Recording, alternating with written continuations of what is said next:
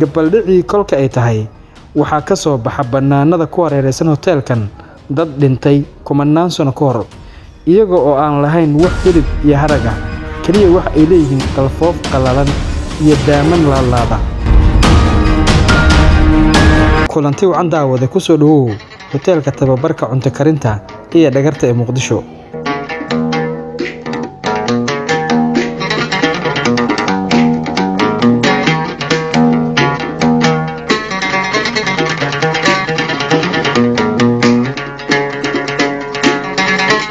halka aan kala soo hadlayo waa mid ka mid ah hoteelada ugu waaweyn ee magaalada Muqdisho. ma aha kuwa lagu cuno hilib geela, ariga, isisaarka, caanbacaynka, moodada iyo muunadaha kala gedisan ee cuntada. hoteelkan kolka koowaad ma aha mid loo sameeyay in cuntada lagu iibiyo ama la jiifsado. oo muxuu qabtaa?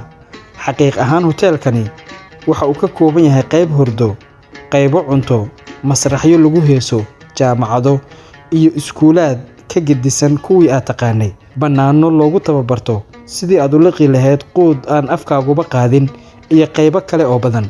sidoo kale hoteelkan dadka degan ama kirista kaliya kuma eka insiga ee waxa uu heliya kooxo jin, ruuxaan, shayaadiin iyo wixii la mid ah.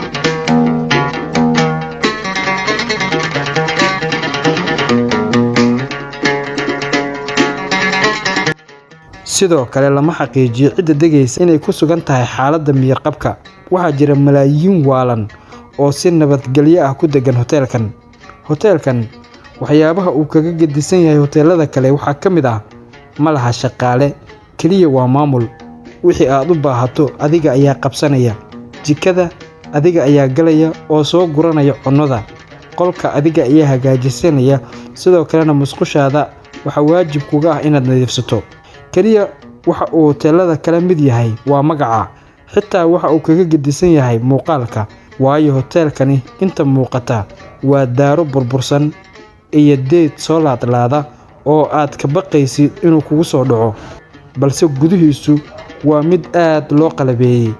gabaldhicii kolka ay tahay waxaa ka soo baxa bannaanada ku hareeraysan hoteelkan dad dhintay kumanaan sano ka hor iyaga oo aan lahayn wax hilib iyo harag ah kaliya wax ay leeyihiin qalfoof qalalan iyo daaman laalaada.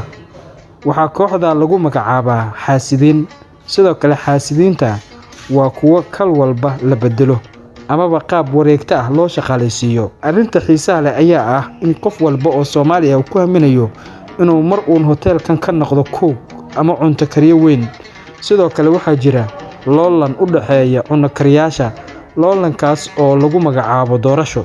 ka hor inta aan la dooran amaba aan la kala saarin u tartamayaasha kuuga hoteelka waxa uu mid waliba sii maraa goobaha lagu magacaabo koonfeerka ama meelaha hablaha lagu qurxiyo, taas oo uu iska soo naashnaasho misana laga soo siiyo xoogaa ka mid ah dumarnimo.